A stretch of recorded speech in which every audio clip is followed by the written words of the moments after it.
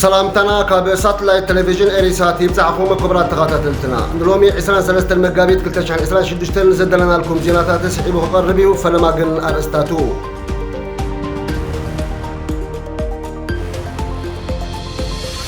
كاب داباتنا بشرارو استفانقلو ارتراويان تصاوعيت حجز اقربهم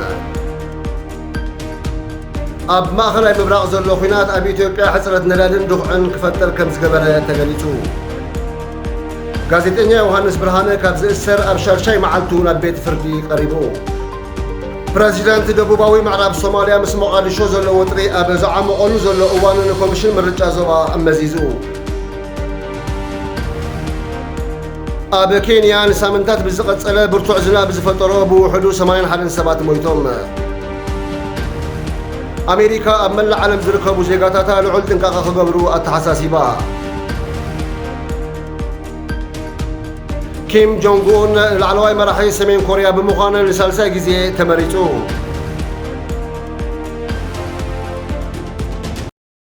أبز قربا جزية كاب كل الأمحار دابات معسكر على مواجهة تفاناقيلو من أب كل التقلاي كتما شرارو زاطول على 11 ميتن إيرتراوين سدة نياتات أب حماق كونتات سلزركبو حجز كجبر اللو من زلو وخونتات هزب عالم كفلت اللو من تاوعيت أغريبهم እቶም አረጋውያን ደቂ አንስትዮ ህፃናት ዝርከብዎም ኤርትራውያን ኣብዚ ሕጂ እዋን ኣብ ከተማ ሸራሮ ብዘይ መፅለሊ መግቢ ካልኦት መሰረታዊ ነገራት ከም ዝርከቡ ቅዱሳት ነጠፍቲ ማሕበራዊ መራኽቦ ካብቲ ቦታ ዘመሓላለፍዎ መልእኽቲ የመላኽት እቶም ኤርትራውያን ካብ ማዓስከር ኣለምዋጭ ናብ ትግራይ ከተማ ሸራሮ ዝተፈናቐሉ ኣብቲ ከባቢ ተደጋጋሚ ግጭት ብምህላውን ዝተፈላለዩ ፀገማት ሞት መጭወይትን ዓመፅን ክሳጥሑ ብምፅንሖም ናብ ክልል ትግራይ ከኣትዉ ከም ዝኽኣሉ ይገልጹ أقدم أبيلو بحمش تلكاتيت كل تشعن سنة حمش تلك أبداباتنا بكتما شرارون استفانقلو إرتراوين سدة نياتات حاجز مقبي تغيرو خمم الزنبرة تكال قبر حويت سامراوي زرقحو حبريتها يملكت أبزحج أوان كابداباتنا بكتما شرارو آتيم زلو إرتراوين سدة نياتات على 11 ميتن كم زبتحة أبكتما شرارو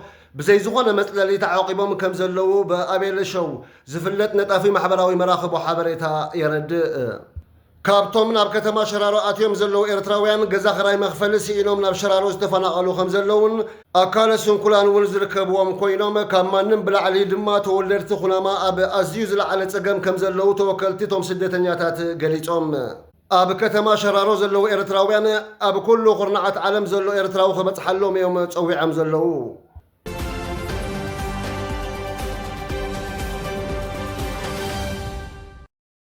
قدامي منستر إثيوبيا أبي أحمد أب كل العفار مرقانين لبالم لوجي ترخيبو أبزس معامدرة إثيوبيا بسنك خينات ما أخلاي مبراغ كلت مسرتاوي نجار زخونو ندادن اللخعن حصرتها قاتي مواخم زلو بمقلات أزيد ما نوتيت مقبي بخبيل تسألو بمخانو حصرت مقبي خقاتم كم زخل سقاتو قليتو تقدمي منستر تمال عسران كلت المقابيت أب مرقا لوجو نعين ترخيبو أبزس معامدرة زناب تصديات صبوق كم زلو بمقلات إزي بفتاري أب أوان تقمنا استوهبنا تفتراوي تسقا بأقبابو تتقيمنا أنب معلان تزيه تقيمنا له مستي مسارتاوي حصرتات ندادن دخوعن تدميرو كبير حدقا خهلو سلزخل حرستوت نزناب تصديا بأقبابو تتقيمو من حصرت مقبي كقاللو تسويعو أبي صبوق زناب تصديا 2 مليون هكتار مريت بأقبابو خحرسن حرستوتنا محدرتنا عتب سلاح خسرحو زيتوعو خينو إذن يتصديا زناب بأقبابو خنتقملو انت خيلنا نخرمتو ونحقاز بمخانو كم هاجر نتي تفتيرو زلو تسقم خنمكوتو نخيلنا إلو إثيوبيا جنا بأقو بسنك حصرت ندادي أزين كابستهاسي هاجرات حنتو خوينا ندادي بقوتا خشيت ونممرحي أم حلالي فلو بسنك خينات ما أخلاي مبراق مسمر متصابو بخور مزكو عصو بمخالو وغانا داد عالم بالعلمة الموساخو كم إثيوبيا زعم السلام بزو حزب زلون دخاتات هاجرات بخبي لتسأليون الله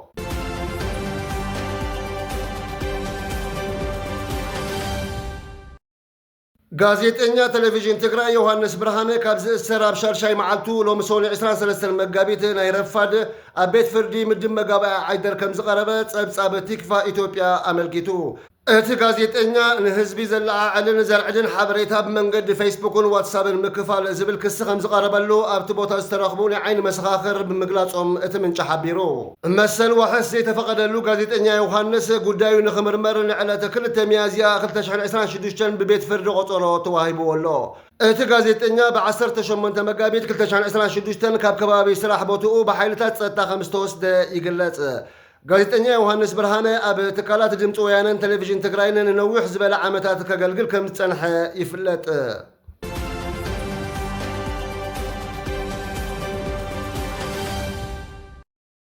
ፕሬዚደንት ግዝኣታዊ ደቡባዊ ምዕራብ ሶማልያ ዓብዱልዓዚዝ ሐሰን ሙሐመድ ላፍታጋሪን ምስ ፌደራላዊ መንግስቲ ሶማልያ ዝነበሮ ርክብ ድሕሪ ምቁራፁ ሓደ ሰሙን ናፃ ኮሚሽን ምርጫን ዶባትን ሸይሙ።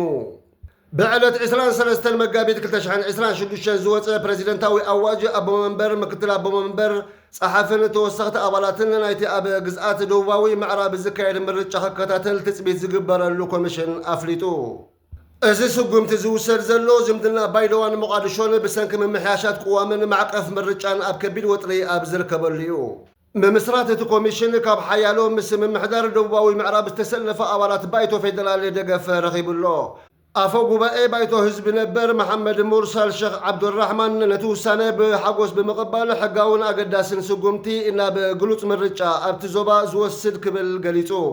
ጉጅለ ኣባላት ባይቶ ፌደራል ትማል ሰንበት 22 መጋቢት ናብ ባይዶዋ ብምእታዊ ምስ ምምሕዳር ላፍታጋሪን ምትሕግጋዝ ከም ዘለዎም ኣረጋጊጾም።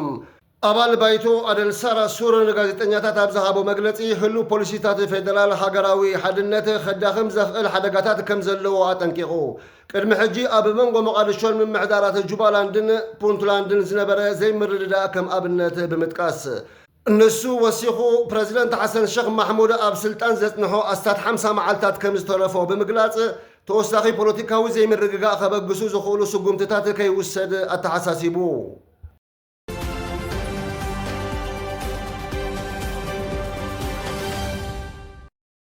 ኣብ ኬንያ ንሳምንታት ብዝዘነበ ከቢድ ዝናብ ዝተፈጠረ ውሕጅ ብውሕዱ 81 ሰባት ከም ዝሞቱ ሰብ መዚ እቲ ሃገር ብ22 መጋቢት ገሊጾም።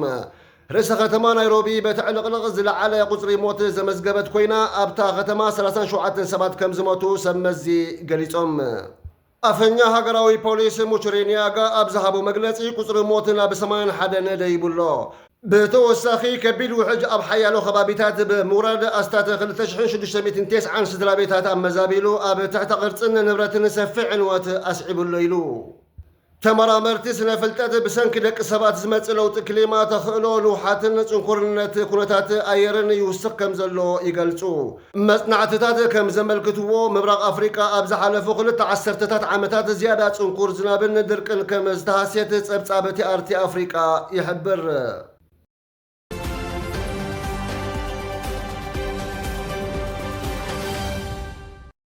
ወጥሪ ኢራን ኣሜሪካን እስራኤልን ኣብ ማእኸላይ ምብራቕ እናገደደ ኣብ ዝኸደሉ ዘሎ እዋን ሚኒስትሪ ጉዳያት ወፃኢ ኣሜሪካ ኣብ መላእ ዓለም ዝርከቡ ኣሜሪካውያን ልዑል ንቕሓት ክገብሩ ከም ዘጠንቀቐ ኤንዲቲቪ ሓቢሩ።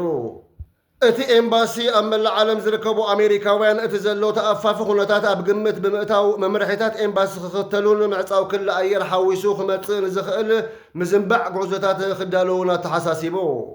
እዚ ከምዚ ኢሉ እንከሎ ዶናልድ ትራምፕ ኣብ ዝቐረበ እዋን ኣብ ዘስምዖ መደረ ኢራንን መጻብቦ ሆርሙዝ ኣብ ውሽጢ 48 ሰዓታት ሙሉእ ብምሉእ እንተዘይከፊታቶ ኣሜሪካ ንመሰረተ ልምዓት ፀዓት ቴሄራን ከጥቅዖ እዩ ክብል ኣፈራሪሑ። ሓድነት ኢራን ዝያዳ ካብ ምሕያል ሓሊፉ ካልእ ለውጢ ከምዘየምፅእ ፕሬዚደንት ኢራን ማሱድ ፔዜሽኪያን ገሊጹሎ። እቲ ፕሬዚደንት ዘረባ ትራምፕ ንኢራን ከምዘየስግኣ ብምግላጽ እታ ሃገር ንዝኾነ መጥቃዕቲ ክትገጥም ድልውቲ ምዃና ኣፍሊጡ። ወሲኹ ድማ እቲ መጻብቦ ንመብዛሕትአን ሃገራት ክፉት ኮይኑ ይቕፅል ከም ዘሎን ነተን ንልኡላውነት ኢራን ዝፅሕሳ ጥራይ ከም ዝተኸልከለን ኣብሪሁ። ጸብጻባት ከም ዘመልክትዎ ትራምፕ ምስ ቀዳማይ ሚኒስትር ዓባይ ብሪጣንያ ኬር ስታርመር ብዛዕባ እቲ ኩነታት ተዘራሪቡሎ። ሰበስልጣን እስራኤል ድማ እቲ ኩናት ንተወሳኺ ሓያሎ ሰሙናት ክቕፅል ከም ዝኽእል ገሊጾም ኣለዉ። እቲ ሕጂ ኣብ 4ይ ሰሙኑ ዝርከብ ግጭት ድሮ ርኡይ ዝኾነ ክሳራታት ኣውሪዱሎ። ሰፊሕ ዞባዊ ምብራኽ ከየስዕብ እውን ተሰጊኡሎ።